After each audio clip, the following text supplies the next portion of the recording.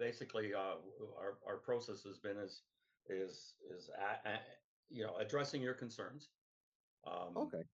and and I believe, Dale, you did have you were curious about. Now I'd have to pull it up, but I'll let you kick off Yeah, I'm and just I appreciate the explanation about everything, and I think I understand how it's all going to work.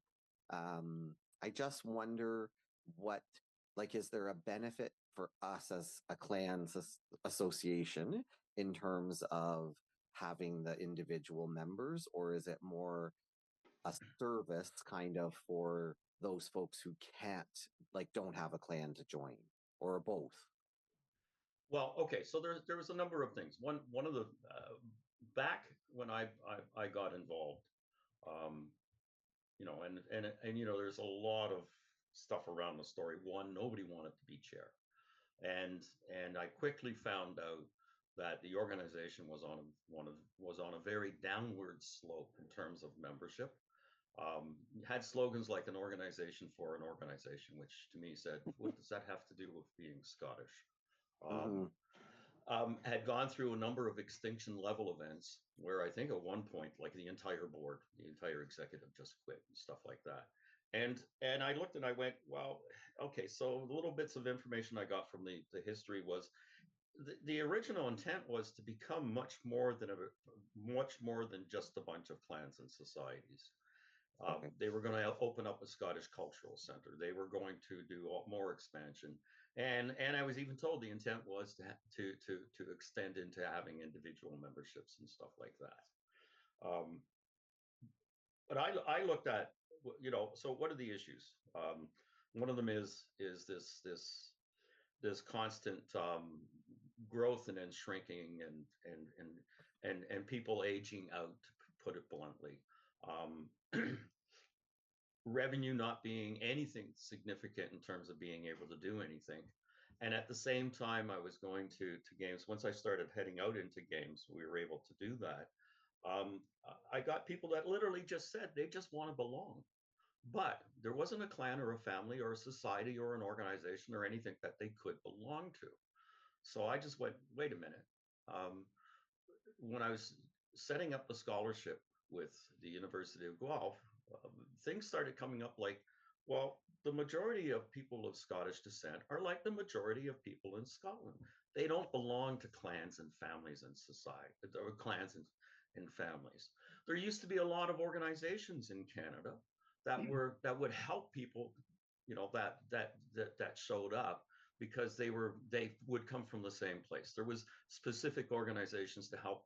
There was an Orkney Society or stuff like that. There was hundreds and hundreds, but they're gone. And there was nothing else for people to orient around except for stuff like the St. Andrews. And I'm sorry, it's I think it's the truth that a lot of St. Andrews societies became a bunch of old pompous, very rich people, right? With fees that were like $100, $200, and there's still St. Andrew's Oh, Society in North America where women cannot join. oh, I did not know that. Yes, or unless they've recently changed it down in the Bosnia-Wash area. So I just went, there's nothing for people, right? So here's a whole bunch of things, and the solution is to say, hey, we don't have a national Scottish organization. Let's do that. Let's put something in place that gives something for people to belong to if they don't have any other choices. Provides a funnel to our organizations that are there that maintain the brand. And that was one of the key things I was looking at, because I mean we could have just gone off and started another not-for-profit, Scots of Canada, and Mm-hmm. said, Cassick, go ahead and die, Mm-hmm. right? But I think that it's the clans and the societies and the other organizations that are Scottish oriented that we want to maintain the branding and want to maintain the control, which is why when you look at the bylaws that are coming in, we're putting a lot of interesting things in place. One, households do not directly elect delegates. Households are not don't Right. show up at the meeting. They Right. have representatives from each house that elect a delegate, and we can keep the number of household delegates proportional to, so that they don't get overwhelmed. The board becomes elected on 3-year terms, a third at a time. So you have long-term Okay. continuity. We don't have this silliness that can happen like with presidents, where you can elect somebody that comes in, boom, all of a sudden, because it's the board that elects the president, that the chairperson. So there were Okay. controls in that put in place to say we want to maintain continuity, we want to maintain control of the branding in the in by the ones that do know the branding, et cetera. We don't want the organization to get hijacked. The other thing, though, is that it deals with what is a really challenge, which is um, CASIC is a volunteer organization, but who shows up on the board in that? People who are already volunteers. So we're double, triple dipping them as volunteers. I'm an exception because I was able to step aside because Sylvie was here and she could take over the Clan Gregor stuff. But I still do a lot of that things. Mm-hmm. And I'm supposedly retired, though busier than I've ever been, because now I'm consulting on SREDs and AI training and a director for a credit bureau down in the Caribbean, so I fired myself as a warden for the church because I said there's just no way. No way. And that was the most stressful job anyways. So that's the idea with this now. And what Mm-hmm. it ends up doing is the last big piece is whether we charge 20 bucks or 50 bucks, or my market research has been saying it should be 60 bucks a year. If we end up getting what I think we can do, which is about 40,000 members across households across Canada, then we've got a financial punch where we can turn around and say we can hire people to do the grunt stuff, right? The quarterly newsletter takes at least 30 hours a week. The Scots Canada update, I know I spent 6 hours yesterday on it, a couple of hours this morning. I've probably got another 2 to finish assembly. So doing that twice a month, you can see there's like 50 to 60 hours a month of work. Well, a lot of that is just grunt work that could be contracted out to somebody part-time. We could be paying the students to do it, et cetera, et cetera. But we can't do that on a $5,000 budget. Or Right. what was when I became chair was $2,500 a year. Wow. Now we're up to 114 members. So now Right. we're closer to 5,500, but you still can't do that, you know. No. So And I'm assuming that everything's been set to be in line with all the new not-for-profit Ontario and all that, right? You talked about the board being yeah, the rotating and everything, so well, that's a good thing too. yeah, well, we spent so one, we're federally chartered. We're a national Okay. not-for-profit National. Yeah. and in fact, I just got the thing from Joanne today that our CRA just sent an email saying, "Hey, we got your report. We're happy with it. Thank you." So we're registered as a charity with CRA, which you have to be no matter what. Even if you're in a province and you're a not-for-profit, you want to be a charity. It's the CRA that decides. That's Canada, yeah. So we're registered with them. We're under the radar for a lot of things in terms of reporting because we don't have revenue $100,000. We don't collect government grants, et cetera. So we don't need a public accountant and stuff like that. Right.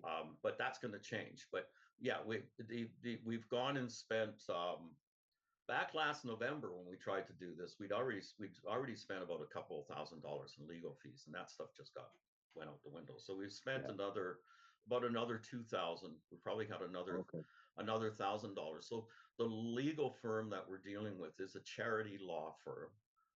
They've gotten Scots of Canada as a name pre-approved.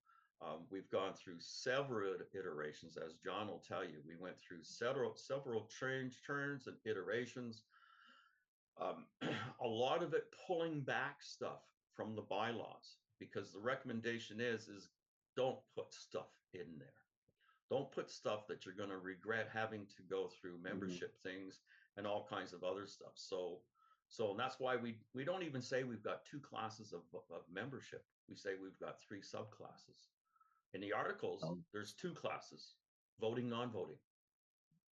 That's it. We don't talk about subclasses in the articles. In the bylaws, we just talk about the subclasses. That leaves flexibility for things. okay. Right? You just have to make simple changes to the bylaws. You don't have to change articles. Um, Okay. we were originally going to have associate delegates as who would be standing in for the youths. Just got to be way too complicated in terms of how to handle that. So that's gone. And in fact, Oh, the okay. whole thing about delegates from clans and societies, from what we're gonna end up having as organization members, delegates are only going to be relevant with regards to showing up and voting at meetings. So that's one of the things changes that's going to happen is we're going to change how we have organizations register to Okay. recognize we don't need to have all this information about who your marketing person is, who this person is, who that person is, all of that. Really, what do we need? We need a contact person. We Yeah. need to know who the authoritative person is to talk for the organization.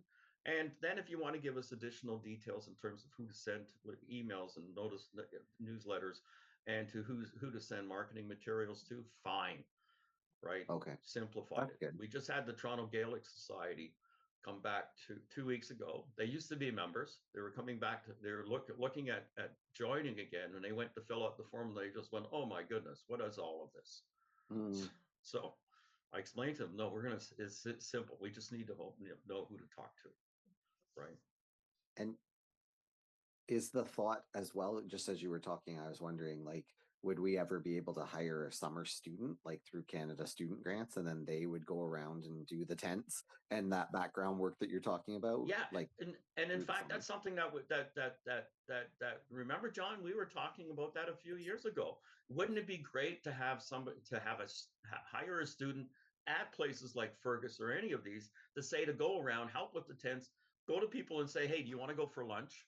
I'll take care of things, right? But Yeah. yeah, and we tested that out actually last year with Glengarry. We paid Oh a boy. student who ended up becoming our vice chair for youth, Chloe Harris, and and that's that's the intent. But I Okay. mean, we need the funds to do that right now for all the Yeah. stuff that we've been doing for the road show, right? We're running a deficit, which is fine because we had way too much money. You Mm. know, it was ironic that that CASIC was only collecting $2,500 to $3,000 a year. Was a charity, but never accepted charity donations, never got charity donations, Mm. and was accumulating a couple of $1,000s a year in the bank in GICs. So joined, when I took over as chair, we had $35,000 in the bank. We Mm. could have, if we were still to operate on the same basis, could have said nobody has to pay their membership for 20 years, Mm. right? So we only did Mm. it for 2. So for the first 2 years, because of the pandemic, we didn't collect any fees, Right. right? And then since then, what we've been doing is we did the scholarship with the university, well, $5,000, and we've been paying for the roadshow and Right. and legal fees. From the new But banners and stuff. technically, And how the amount that you're supposed to have in the bank as a not-for-profit charity, unless you've got specific projects that you're building for, is you're supposed to have 1 year's of operating budget in the Right. bank. Okay. And we had so much that we were disqualified from a lot of grant applications if we wanted to go Mm. for them because Okay. we had too much money. Yeah. Yeah. and we paid for advertising. Yeah, Yes. we paid for advertising. Oh yeah. Yeah, and I guess you've talked a little bit about this, like how many individual or household members do you think are like waiting for this? Do you have an idea? I did a couple of years ago when we went out to Victoria. I put out a sheet. Mm. I put out a sign-in document to say, would you support the formation of a national Scottish organization? And after I filled up 2 pages, I didn't put it out anymore because Okay. everybody said yes. Mm. Everybody said yes, right? Now, and I think that's some of the things that we have to recognize is that there's places where there is nothing, Mm-hmm. right? There's places where there just is nothing, or there's nothing that is feasible or active and attractive to the wide spectrum of people that would be candidates. That's why I don't think it's crazy to say we can get 40,000 households. Mm. There's 6.7 million Canadians of Scottish descent.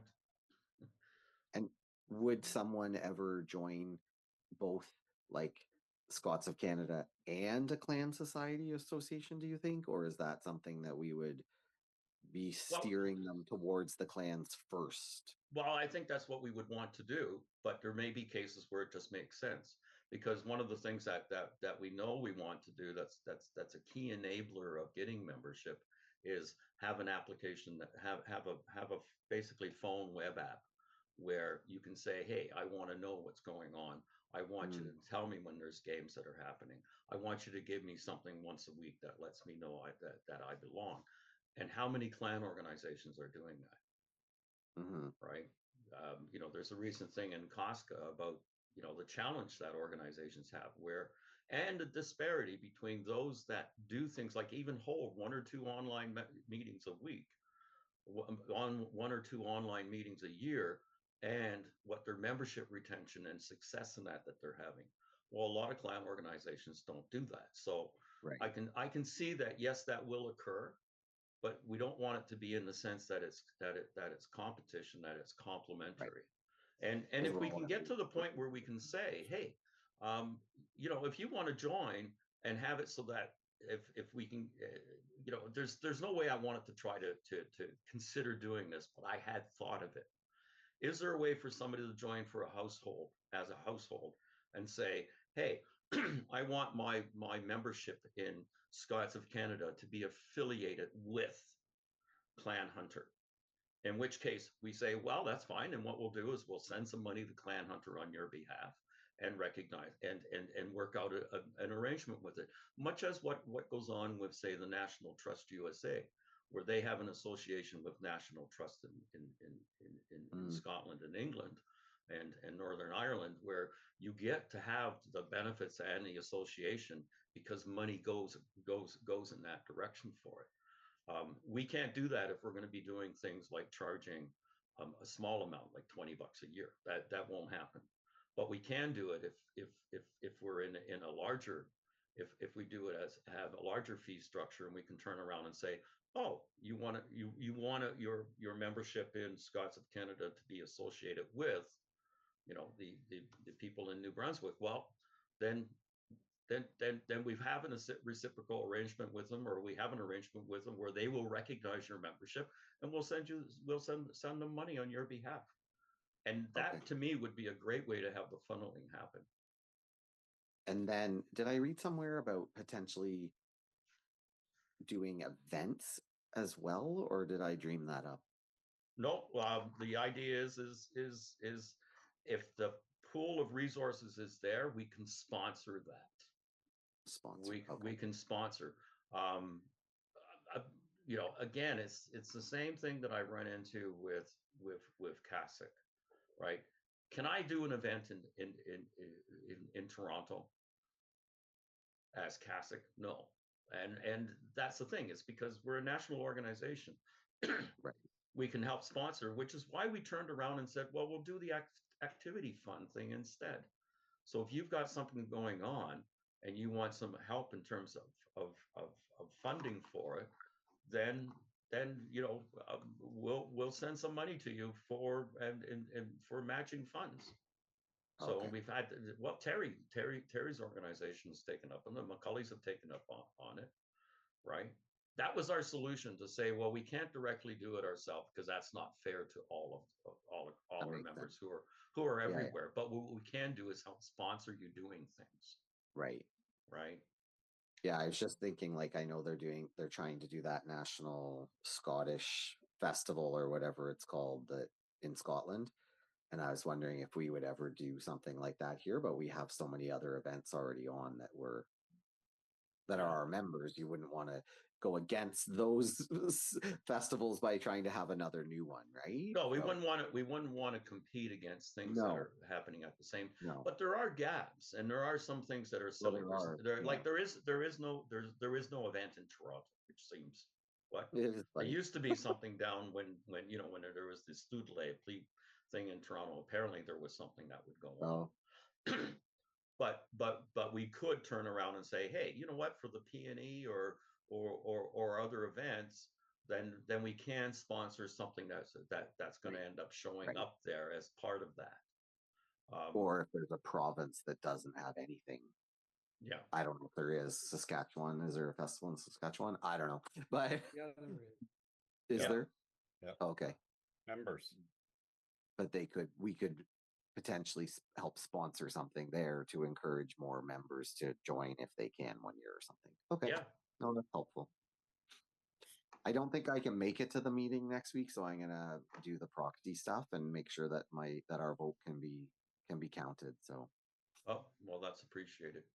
Yeah. Yeah, and I have a little bit of work to do on the proxy because we were always working on the basis that board members could vote at the meeting. But I have to check a legal opinion because I think a board member can only vote. It could be that a board member, a director, can only vote if they're also a member. Not oh so it's like, okay, let's get this straightened out so that we definitely don't want anything coming back and saying, wow, you counted wrong. no, No, no, but no. we do know at the November meeting, if that is true, then counts were wrong for the motion to table. To table. That was just total foobar hijack, a total Yeah. disaster, and it ain't going to And happen again. I can assign my proxy to another clan like another clan's representative, correct? Well, it technically, if somebody else shows from Clan Hunter, they can be assigned to be They the could be the vote. delegate.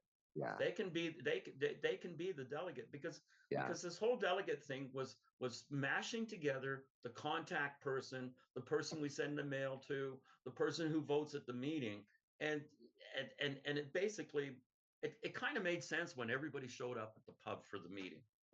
right. But in today's day and age, it doesn't make sense. So if somebody if you have somebody register and they say that they are the delegate, and Right. nobody else comes in and says, no, I'm the delegate. No, I am. Yeah, Then that's fine. But my recommendation is send a proxy anyways. Send a proxy with what you want the vote to be. Assign it to somebody on the board. If your delegate shows up, the proxy is nulled. Right. Okay. Nullified. If the proxy can't show, if your delegate can't show up for whatever reason, another ice storm, then if you don't have a proxy in, you lose your vote. Yeah. So my recommendation is everybody should send the proxy in anyways for an electronic meeting because you don't know if your computer's going to Your not internet's be gonna crap connected. out. Yeah, And the meeting is next Sunday at 3. Is that correct? that's correct. The 13th at 3. Okay. Yeah, that's helpful. Thank you for explaining all that to me. That was just kind of my thinking. Like, I've read it all and I was at the November meeting, but I knew things had changed a lot and they seemed a little bit clearer. So that was helpful for me. Oh, thank you, Dale. Yeah. Thank you. You've done a lot of work, I know. He's putting I up do a need holiday. I do need a holiday. That's for sure. Mm-hmm. You know, I'll be truthful. Wait, can my wife hear me? I'm at the point where if I don't have something that I have to get done, I have a little panic. Mhm. I kind of go, okay, I'm going to go sort bolts and screws down in my tool room. I got to do something. That's funny. You know, I've got a bucket of window cleaner stuff sitting out in the front hall waiting for just in case. Hey, the weather's good. I can go out and clean the front windows. Because I figure I know I'm going to panic if I don't have a deadline. Maybe you need a good book to read or something. Yeah. How's it going, Mel? Good. I think I finally got the membership straightened out in my head. I read things several times, and it's clicked now. I understand where Yeah. we're going with that. Overall, with the whole concept, I have no issues. Well, thank you. And I commend you for all the work you've done. One thing that I personally would like to see in the policy and procedures, if that's what it's going to be called, and you've already alluded to it. For example, if you're in New Brunswick with your roadshow, if somebody comes to you, you refer them to the local organization. Yep. We use the same approach when we're at the games here in the province. If somebody approaches us and we feel that they could be better served by a local organization, that's who we send them to. And that's Well, we've worked that way for many years now. yeah. Well, Mel, the thing is I would like to have it though to say, uh, you really should be a member. And there's something I want to float with. Once we get rolling and we've got we've got the financial resources back behind us, I wanted to be able to turn around to organization members or at least clans and families and societies and say, um, we don't need to charge you anymore. We just need you to join, right? Businesses, that's a different story. But I don't see why, if we collect, let's say $40 a household, and we've got 40,000 households, right? That's $1.6 million. Do I need to collect $5,000 from clans and families? No. Have a vetting process, have you join, and make it so that there's no reason for any of these organizations like there's a fellow out west that I just sent an email to last night. He's setting up a Kaylee event in the fall as a regular thing, and I can see he's bootstrapping, and to just even pull $50 out of his pocket is an issue, right? I'd love to be able to turn around, and we'll talk about this at the board and say to him, hey, you know what? We're not going to charge you to join, but we'll promote you just as a member, et cetera, et cetera, et cetera. I'd like to be able to do that for all the clans and families and societies that as members not have to charge membership because it's not needed. And the value to Scots of Canada of them as being members and somebody that we can direct people to be part of is much far worth than $50, right? Is that making sense to my fellow board members?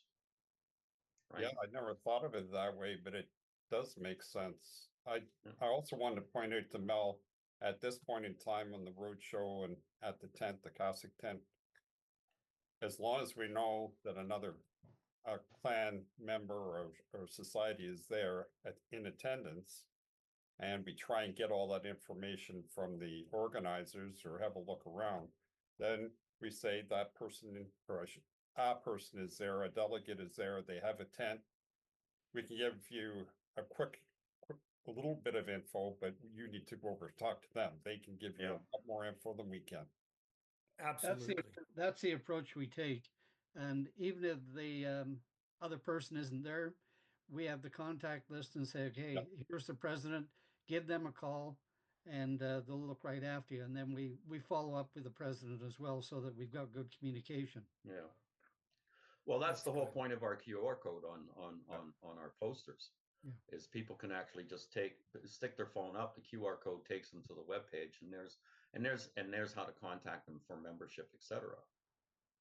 And we know it works, right? The best example was in being in Quebec City and somebody going to the Bell thing, QR code. They went to the page that we provided. They clicked through to the Bell site, and we saw them actually paying PayPal their membership fee to Clan Bell, right? That's the ideal situation, but that's where we want to have, and that's why it makes sense for everybody, every organization that is involved in Scottish culture. When we become Scots of Canada, I want them all to be members as organizational members, right? We should be getting up to 300, 400 organizational members as far as our regular membership is concerned. And then it's easy to point them to them. because there they are. They're up on the board. They're up on the wall. No matter where we are in the country, there's going to be somebody that we can point them to, or if there's a clan or a family. And if the ones that aren't, then Scots of Canada is an option. Right. One of the things my product designer came back to me for was the ask about why, for all of these capabilities that we're looking at providing as part of the membership application, why would that not be also offered to the organization members? And I'm looking to see if I can find the information on that.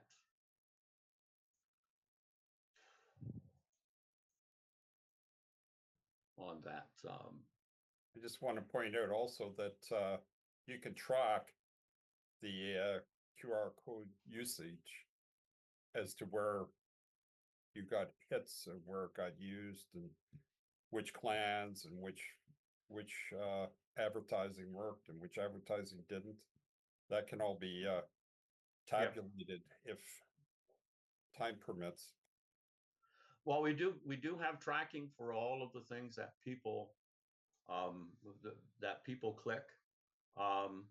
One of the things that was amazing last year was one of the highest members that was clicked on the posters once they showed up was Sydney Mines. Sydney Mines just far outstripped everybody. So many, like, people were just clicking that like crazy between the Celtic Life ad and the and the posters. A lot of interest was generated for Sydney Mines going through our tracking resource. Right. So we can basically see what works and what doesn't if we want to see what advertising is paying and what isn't. The problem is we can get them to the clan or society's website, but when they get there, their website has to be good enough to continue their access or get them to sign up or whatever. And that's kind of on the clan or society or group, which is a marketing thing.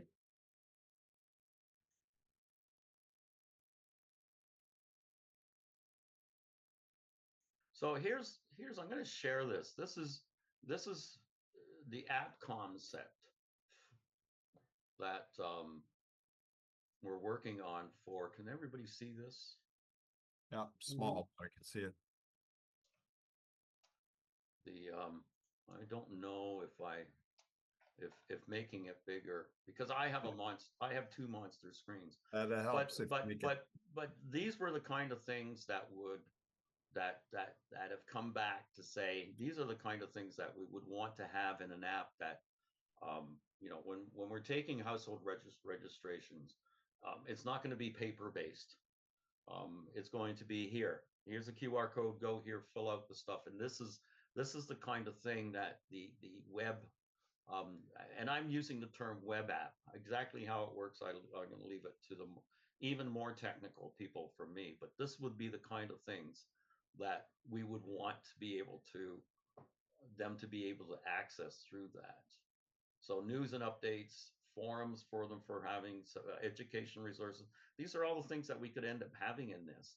And the question is of course, most of this is something that clan organizations should have as well. Clan and family organizations and societies could have as well. So once we have this rolling, the question would be, can we do a rinse and repeat and offer things like this as a service to any of our organization members that want to take advantage of it?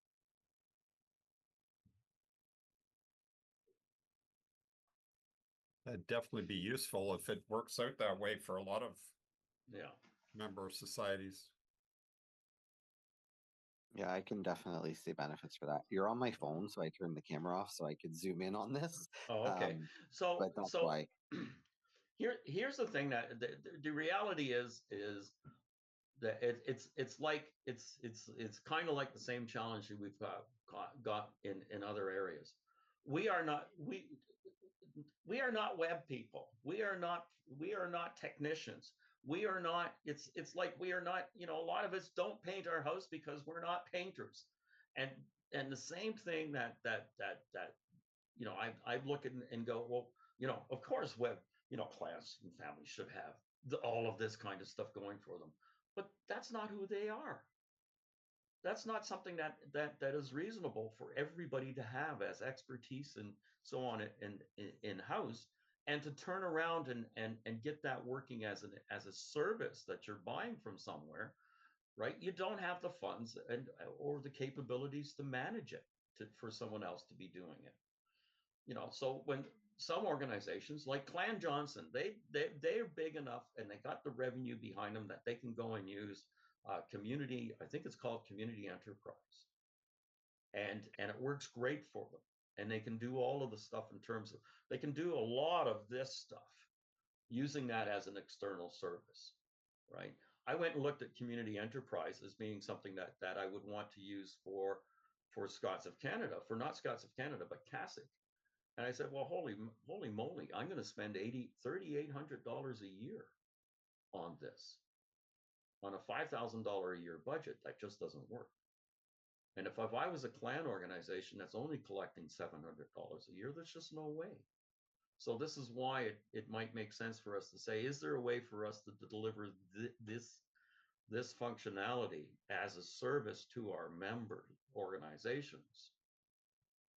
Because the heavy lifting, all of the back end expenses in terms of the infrastructure and the cost of building it and all of that has already been done by the much bigger organization that has hundreds of thousands of dollars a year in revenue and can do that. Does that make sense? Yeah. It's looking at the It big adds picture. value. Yeah. Yep. And you know, the value part is what I've always considered to be what's important, right? Yep.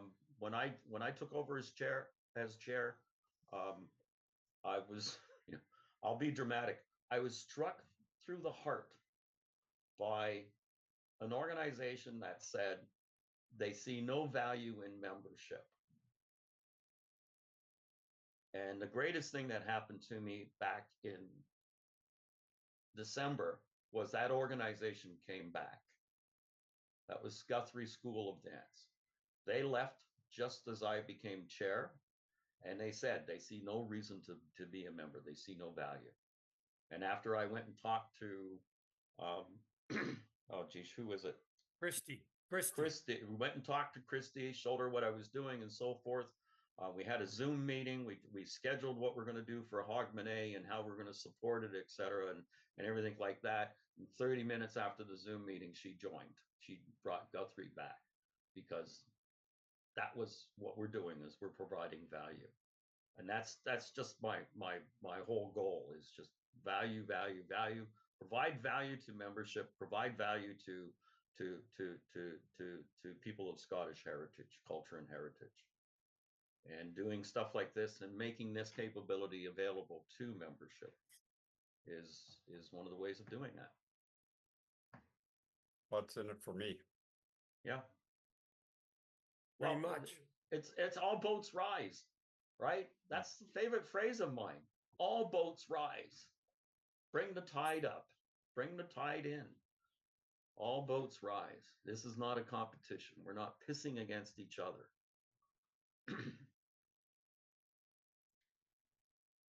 So,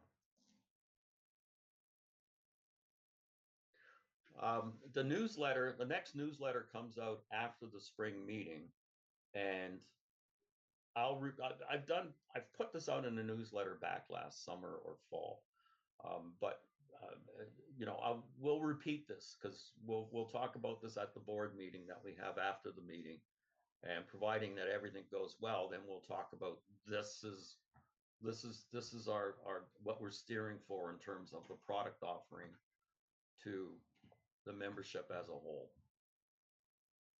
Everybody has access. The other thing that I think I've got already aligned is we're going to have we're going to include in membership a digital subscription to Celtic Life. That'll be available for everybody. That's the deal that we've basically got in place for with Celtic Life magazine. So, which is exciting, I think. I need to get going, but thanks very much for this. I really appreciate it. And I'm going to put in the proxy and then see if I can get there. I have something on at 1 o'clock, so I don't know if I'm going to get there, but I'll make sure I put in proxy to vote for moving forward with all this. Thank you. Oh, thank you very much, Dale. Excellent. Take See you, care, Dale. everybody. Take See care. you soon. Bye-bye. I'm gonna Bye. stop the I'm gonna stop the share. Is that okay with everybody? Yep. That cuts down on my neck strain. That's one of the things I find. I can tell when I've been on the monitor too much, the big monitors, because when I go to bed, my neck says, why is it stiff and sore? Because I've been looking here and here. So, Mel, I'm forgetting. Does that answer that concern? Yeah. No, you've addressed it. And Yeah. as I said, overall, I have no issues. Okay. Good. Good. One thing that occurs to me is currently we have a delegate for MBSCA. Yep. Will that maintain? Well, we're going to ask you to. We're going to say, we have to figure out how to make that work, because what we want to do is we want you to tell us who the contact person is. Yeah. That's what's important. Who is the contact person? So if you think about it, we need to know who the contact person is. We need to know who is the authoritative voice to speak on behalf of the organization. And then when it comes time that we need you to have a vote, then that authoritative voice can say who the delegate is, or you can say who the delegate is, or someone can register and say that they are the delegate. We figure if there's something if more than 2 people show up and both of them say they're the delegate, we'll get them to figure that out. But a delegate's only really needed to vote. Yeah. Right. But we've been mashing it, and that's where we ran into problems. And from my business analysis, business architecture background, this is where we always ran into grief, when you were mashing or you had bad definitions of things, where you're trying to get something to work in more than one role. And the role that's important to us is, who is the contact person for the organization?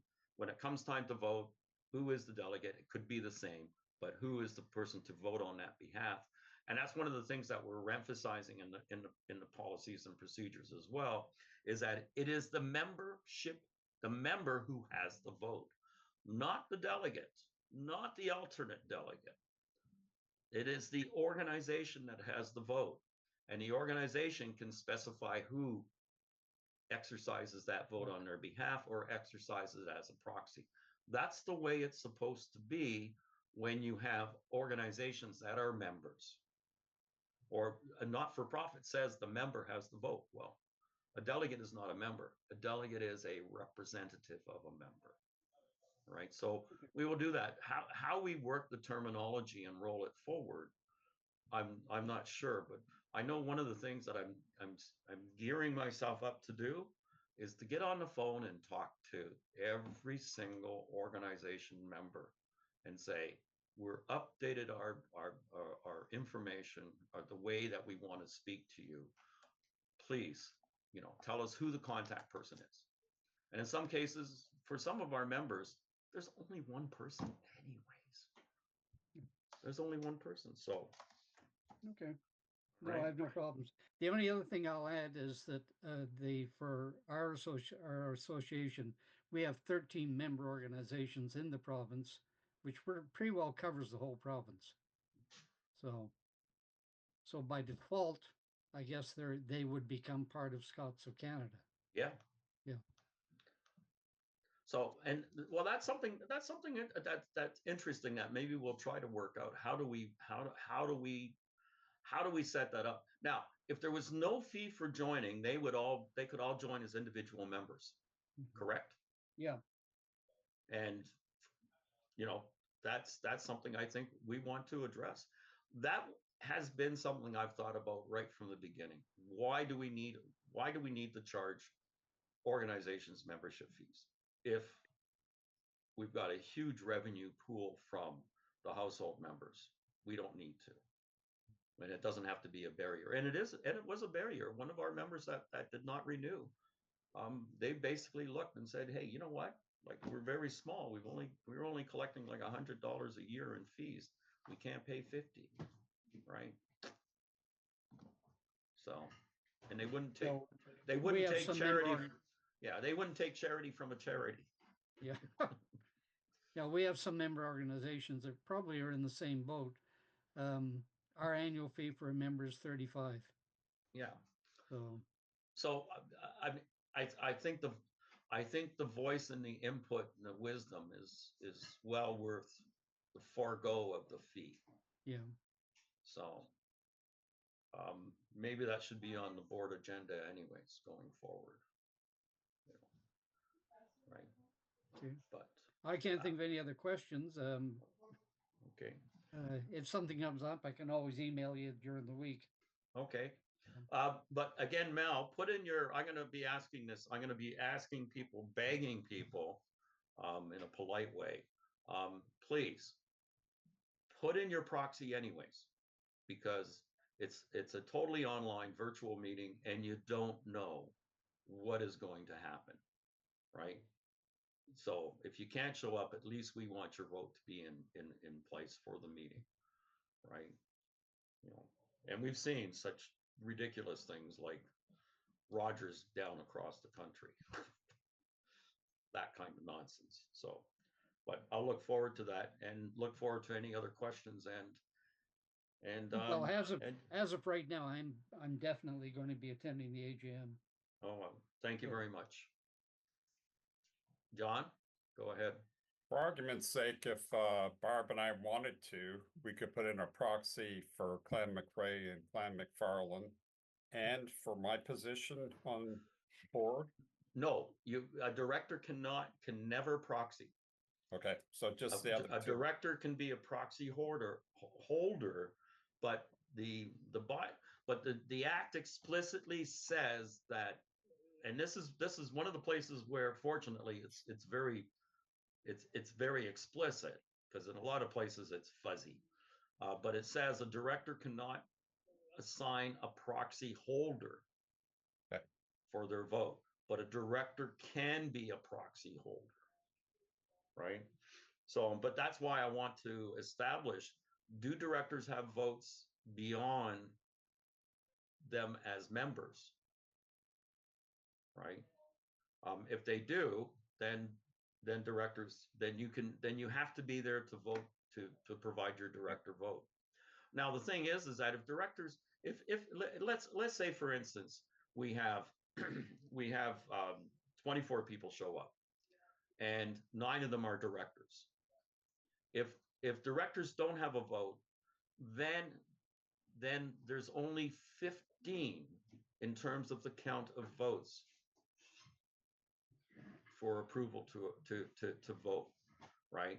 So quorum, this is where it's a little messed up, because quorum includes the directors.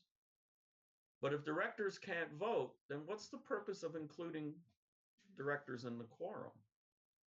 They can talk about all kinds of stuff, but they can't vote. So in theory, you could have a spring assembly with just the directors show up. It's legal as far as quorum is concerned, but there's only one person who has, in theory, a vote. That's me. Because as chair, I can vote if it's a tie. So if nobody can vote yes or nobody can vote no, then it's a tie and I get to vote. This is what I'm saying. There's all kinds of stupid little things in the Not-for-Profit Act. It's like, Mel, do you know the weird thing about quorum? So right now we've got a quorum of 3 people for assembly meetings, which is stupid, but it doesn't matter, because if let's say we had a quorum of 50% of the members. If on Saturday night before the meeting, only 10 members had registered, the board of directors can pass a bylaw change virtually to say quorum is 10 members. That bylaw change only is valid until the meeting starts. But once the meeting starts, quorum is established, and the meeting can continue. The membership at that point, at the meeting, can say, no, we throw that law out, but it doesn't matter. Quorum has been met at the beginning of the meeting. So you can change the quorum up until the point of which the meeting ends, and that quorum still works, right? But the act doesn't tell you that. But when you read the act, you go, okay, so where's the big problem organizations have with quorum? Did they leave a back door, a secret backdoor tunnel that you can get through? Yes. And I got a feeling the director vote thing is the same thing. We could have an assembly meeting with just directors there, and everything gets passed because one vote is in favor, and that would be me on ties. Nobody can vote for or against. It's a tie. I vote yes. Motion carried. So you're all powerful. Yeah, but it's silly. We should call you president. It's Just don't put a tariff on it. oh geez. Hey, you know what? At least I know with Scots of Canada and with CASIC, I'll never have my executive as being a bunch as a clown car, which is what's in place now. The penguins will get you in the end.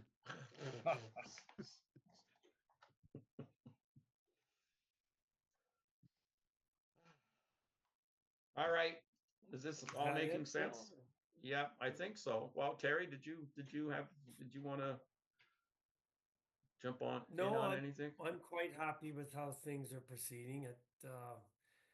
We need to get it done at the next meeting and then move forward. That's Yeah. the only direction we can go.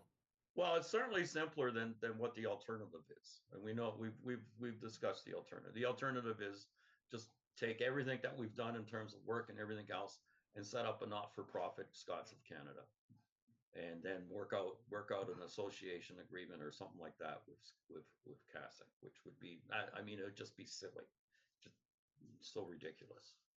So, Yeah. but I got a feeling we're going to succeed and move forward with this. And then the real work begins. Yeah. All right. Well, on that note, then I'm going to say thank you to everybody. I'll get this posted and announced in the email update that I'll get out for Tartan Day, especially since Ewan Booth sent an excellent article about one of the researchers with the Tartan Registrar that's looking for an original piece of the Black Watch from the 1700s. And he says he knows, I think he's got something like, they know there's like 15 kilometers of fabric that was made for those regiments. They're looking for a surviving piece of fabric, which hopefully could show up somewhere. So. All right. Well, thank you very much. I look forward to proxies from everybody, no matter what, and we'll sort it all out and have a great success next week. Right. Yep. See you next Sunday. Yeah. Everybody have Happy a great Tartan Day. Everybody have a nice, happy Yes. Tartan Day. Take care. You good, John? Definitely. Just wanted to ask, when's the next policy and procedure meeting, or is it set up yet? Well, I think what we want to do, well, we can probably do it next Thursday. I think what I want to do after Sunday, at the beginning of the week, is have a review of where we are in terms of those things. Okay. Maybe set a priority list for what procedures are in place. And Mel, we are looking for people for other eyes in terms of going through the policies and saying, you know what, let's change how this T is crossed. All right. You know how to access it right now? Sounds like an invitation. Yeah. Well, do you know how to access it, Mel? I'm keeping my mouth shut right now. Okay. Well, everybody's going to want to look at it. That's for sure. Yeah. Well, No, I don't mind going through it. No. all right. And I'll send you the information on how to access it, or maybe, I don't know. Yeah, I'll send you the information on how to access it. Okay. All right. All right. Thanks, Mel. Okay. Thanks, everybody. Take Okay. care. See ya. Yeah. Bye. Take care. Bye. Talk to you Goodbye. later. Bye.